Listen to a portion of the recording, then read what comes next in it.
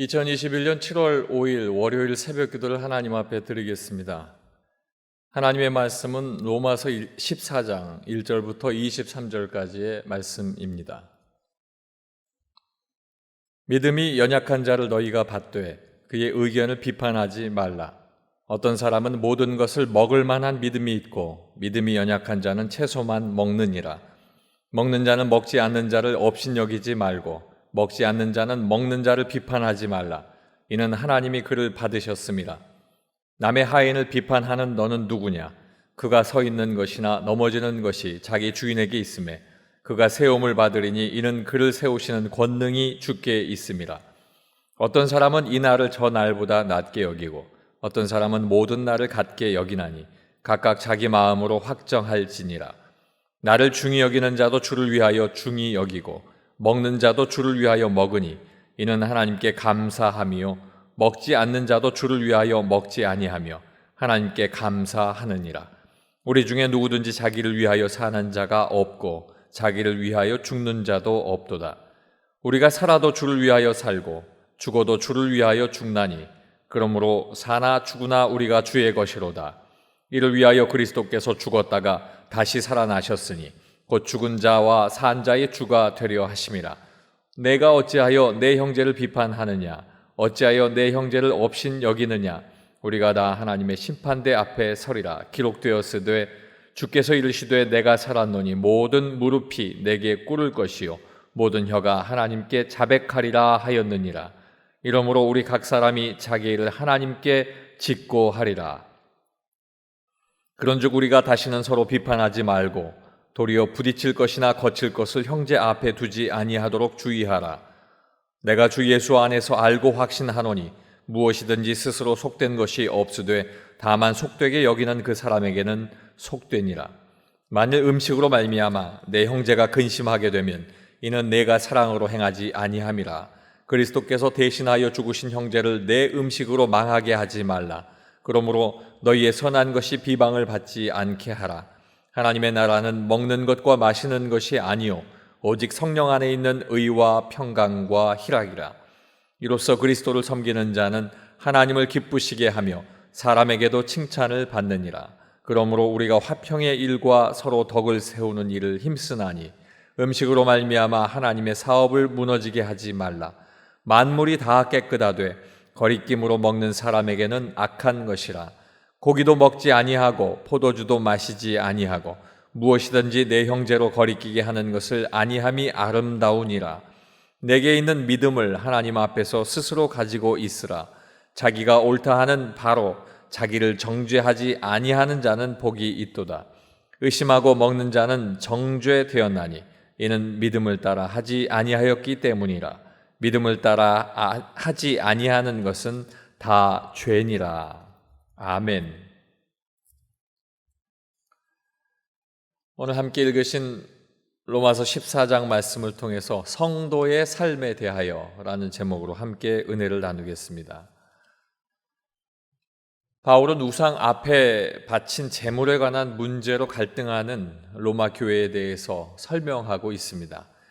음식 그 자체만으로 부정한 것은 없지만 믿음이 약한 사람에게 걸림돌이 될 수 있기 때문에 용납하고 사랑하라 하는 권면을 담고 있습니다.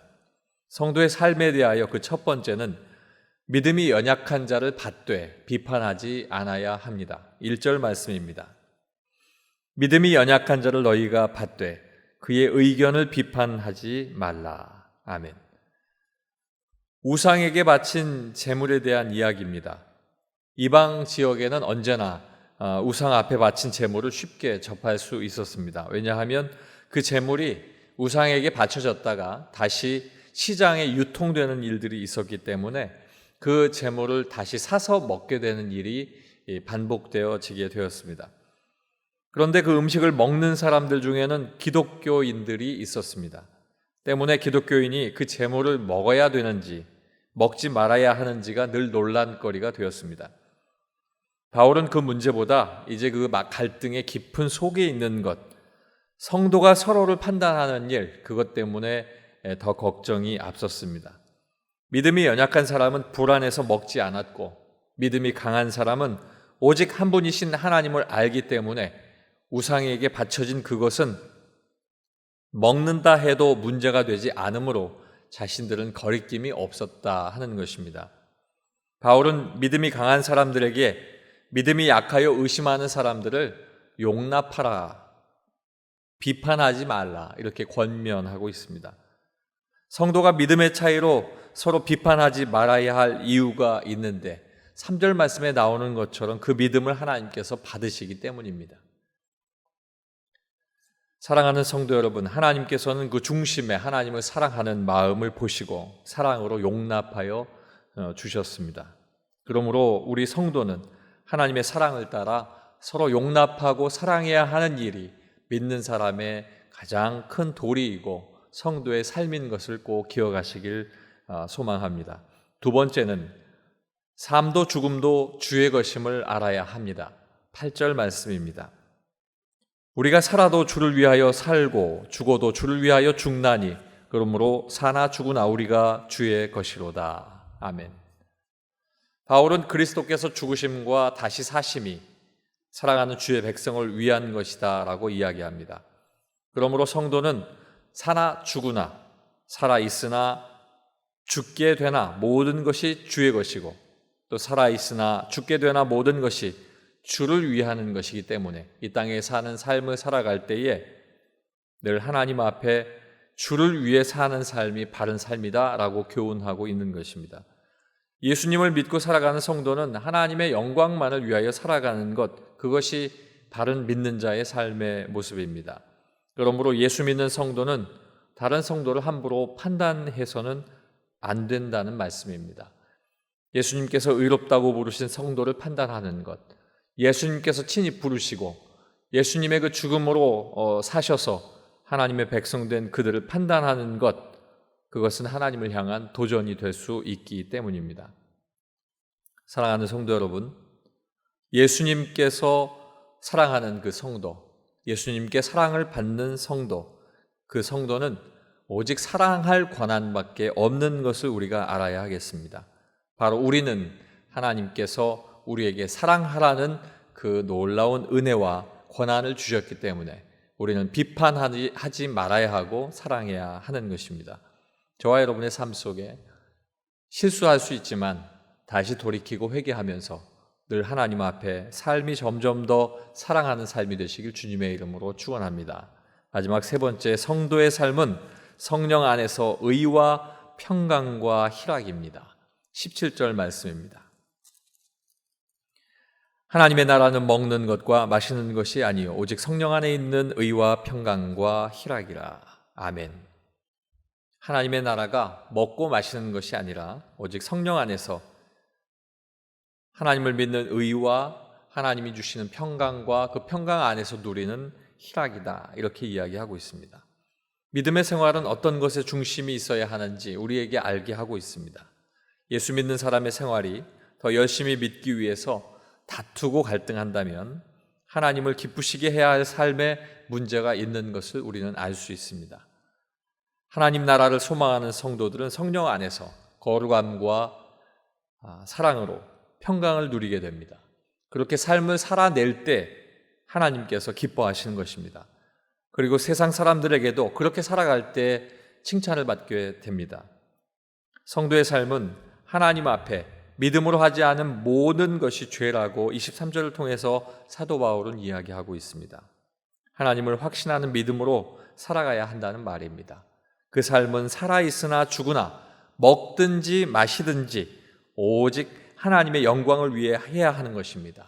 예수님께서 그 삶을 우리에게 먼저 보여주신 것입니다. 하나님의 나라가 먹는 것과 마시는 것 때문에 분열이 일어나고 다툼이 있다는 것은 전혀 말도 안 되는 것이기 때문에 오직 그 모든 마음을 주장하시는 성령에 의탁하고 그 안에서 믿음과 평강과 희락으로 누려야 하는 것이 우리의 삶이다라고 말씀하고 계십니다. 예수님의 삶이 그러했고 그것을 사랑이라 이렇게 이야기합니다. 사랑은 다른 사람을 용서함으로부터 시작합니다. 그 사람을 위해 결국에는 죽음까지도 내어줄 수 있는 것, 그것이 사랑이라고 예수님께서는 말씀하셨습니다. 사랑하는 성도 여러분, 예수님께서 죄 없으신 몸으로 인간을 위해서 대신 죽으신 것처럼 우리도 남을 위해 죽기를 각오할 때 이 땅의 복음의 확장과 또 삶의 은혜를 우리가 함께 누리게 될 줄로 믿습니다. 성도의 삶에 대한 것, 믿음이 연약한 자를 받되 비판하지 않고 삶도 죽음도 주의 것임을 알고 성령 안에서 의와 평강과 희락이 우리의 삶인 것을 꼭 깨달아서 실수하는 삶이 앞으로는 실수하지 않고 주님 앞에 기쁜 삶 되시길 주님의 이름으로 축원합니다. 기도하겠습니다. 아버지 하나님 감사합니다. 오늘 주신 말씀처럼 성도의 삶을 다시 바르게 서기로 작정합니다. 비판하지 않겠습니다. 삶도 죽음도 주의 것임을 내가 확정하고 주님 앞에 믿음으로 나갑니다. 성도의 삶이 늘 성령 안에 있어야 하고 의와 평강과 희락인 것을 깨달았습니다. 하나님, 오늘 이 말씀을 통하여 오늘 하루뿐만이 아니고 한 주간, 한 달, 1년, 평생의 삶이 하나님 앞에 말씀대로 사는 성도의 삶이 될 수 있도록 인도하여 주시옵소서. 아버지 하나님, 우리에게 귀한 은혜를 허락하셔서 하나님의 전에서 예배할 수 있는 귀한 은혜도 주시니 감사합니다. 아버지 하나님, 지금까지 해주셨던 것처럼 앞으로도 해주실 줄로 믿사오니 우리가 믿고 그 길을 따라가게 하여 주시옵소서. 서로가 서로를 돌아보며 사랑하며 그 사랑이 넘쳐 많은 이들에게 귀감이 되게 도와주시옵소서.